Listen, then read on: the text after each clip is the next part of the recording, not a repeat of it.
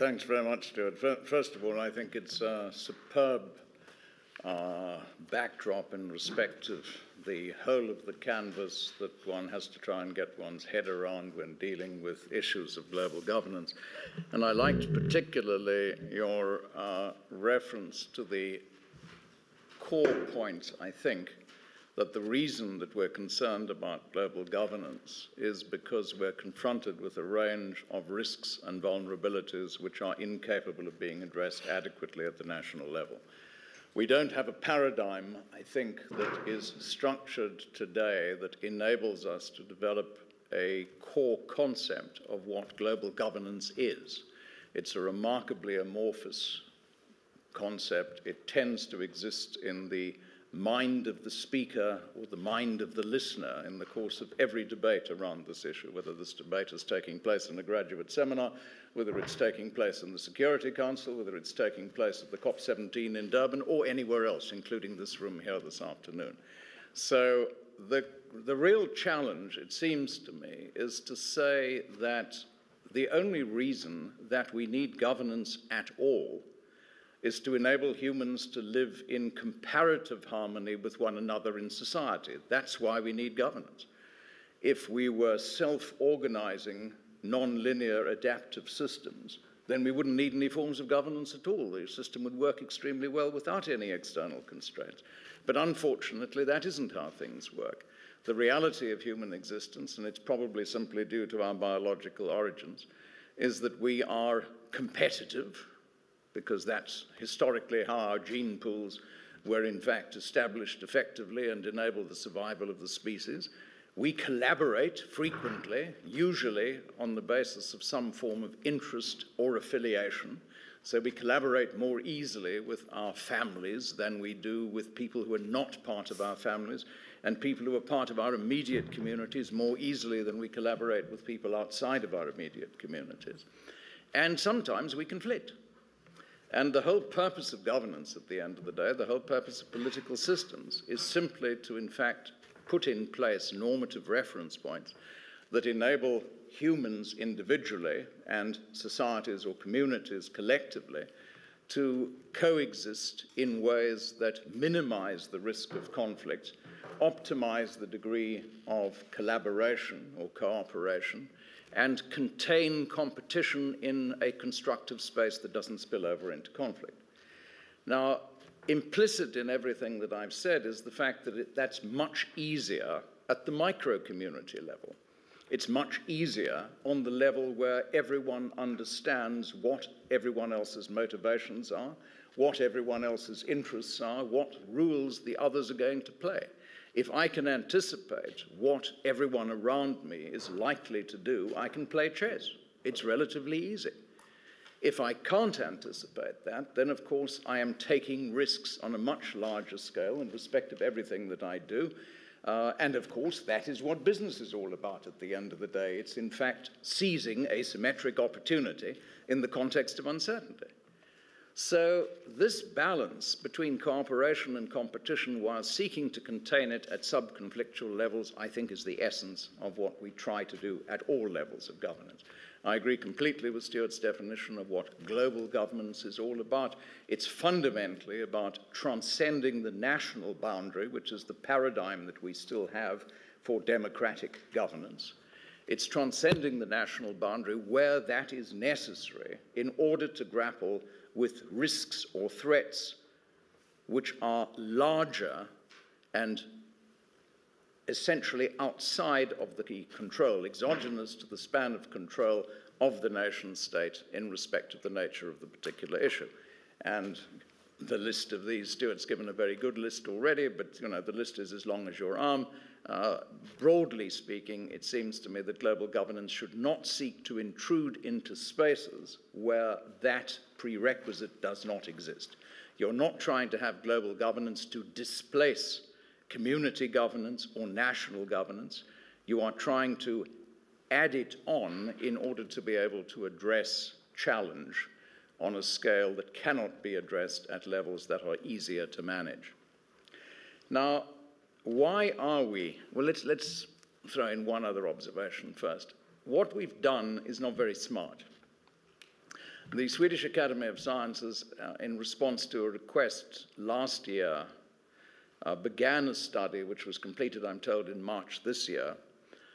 And the purpose of the study was to identify the range of international instruments that organized international behavior in different ways. So they're treaties, agreements, and other structures, but all of them are multilateral. We're not talking about bilateral agreements now. They came up with a number in excess of 158,000. 90% of these had been concluded since 1945. Now, the mere fact that none of us know what is in these 158,000 agreements that we're all notionally in some or other fashion bound by is in itself, I think, an illustration of the dysfunctionality of the approaches that we're taking in respect of this.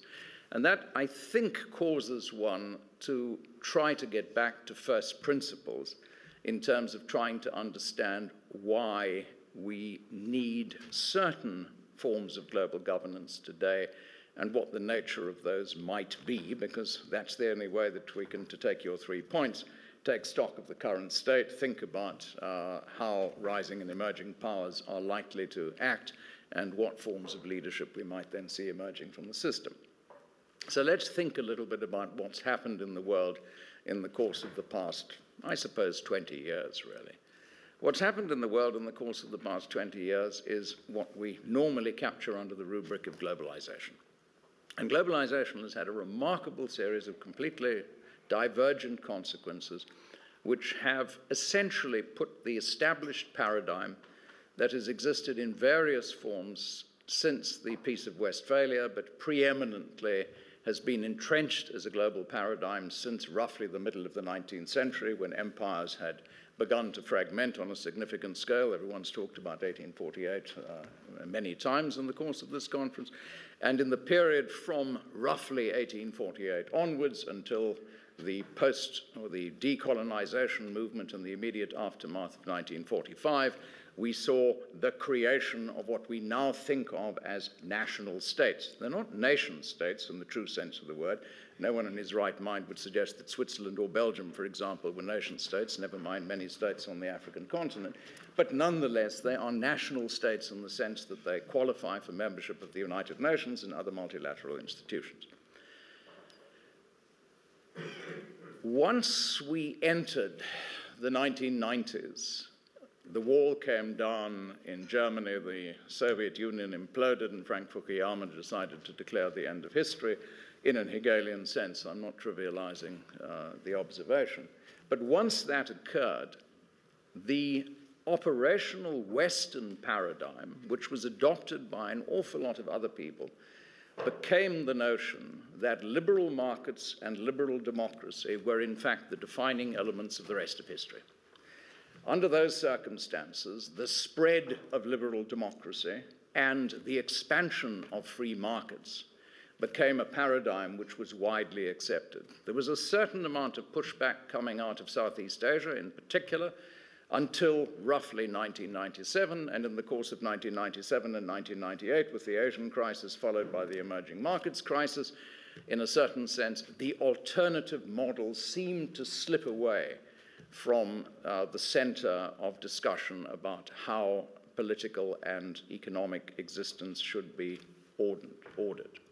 From that point onwards, broadly speaking, until the crash that began with the collapse of the subprime market in 2007 and culminated, perhaps, we're waiting, I suppose, for the other shoe to fall at the moment, but culminated in the collapse of Lehman Brothers towards the end of 2008, the underlying paradigm was globalization. It was eliminating any constraints on scale. It was seeking to be able to operate on the freest possible basis across the largest possible geographies with the greatest amount of scale that was plausible. And nobody in business schools, and relatively few people in national parliaments or in schools of international studies, would have argued significantly against that proposition over that period. Plenty of qualifiers, but not too much significant opposition to the proposition. So, what did we do in the consequence? What we did in the consequence, firstly, is we lifted roughly 1.5 to 2 billion people out of poverty. And what began in 1979 in China and what happened about, I suppose, 18 years later in India in terms of government getting out of the way of the private sector, unleashed on a global scale in the developing world a scale of new opportunity and new economic advancement, I think unprecedented certainly in modern history, probably in history at large. But in the process, we created levels of complexity and levels of connectivity in respect of economic systems, social systems, political systems that completely transcend our ability to be able to comprehend them and hence to be able to model or manage them. So we have engendered levels of complexity in respect of the world at large that human minds have absolutely no ability to comprehend. Now, I'm going to take something. I've got Thierry Maleret, another Thierry, sitting next to me. A couple of years ago, we did a book on risk in respect of these things, and these particular just illustrative stats actually come out of that particular book. But what I think one has to understand when you start connecting a lot of things up in significant ways is that an arithmetic increase in the number of elements in a system produces a geometric increase in the number of links and an exponential increase in the number of patterns that emerge.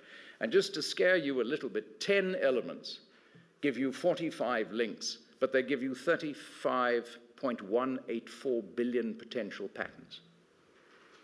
Now, the terribly disappointing thing about this, and I'm doing this rhetorically deliberately, the terribly disappointing thing about this is that your working memory is 7 plus or minus 2 alphanumeric digits.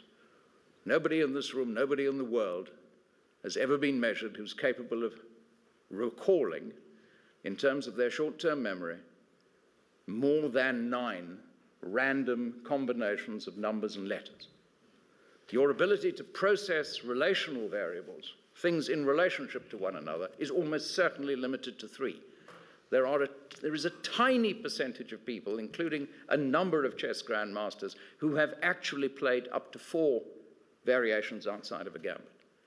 So when we create enormous levels of complexity, we condemn ourselves to an inability to be able to understand them or manage them.